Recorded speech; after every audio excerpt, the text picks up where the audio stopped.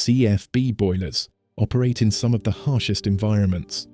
Over time, fly ash erosion and fireside corrosion wear down boiler tubes, leading to pressure part failures, unplanned outages, and higher maintenance costs. Many plants rely on generic protection strategies that don't address the unique wear patterns inside each boiler. The result is repeated repairs, tube leaks, shorter operating cycles, and, in some cases, forced shutdowns. IGS takes a different approach.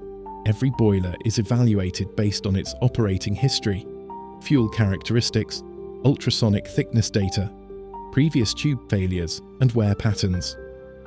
Using this assessment, IGS applies engineered tube protection with high-velocity thermal spray, or HVTS, to protect the areas that need it most.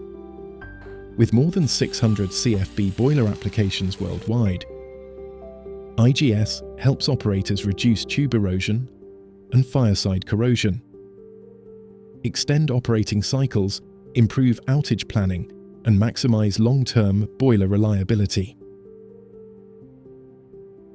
Contact IGS today to learn how we can help extend tube life and improve the reliability of your CFB boiler.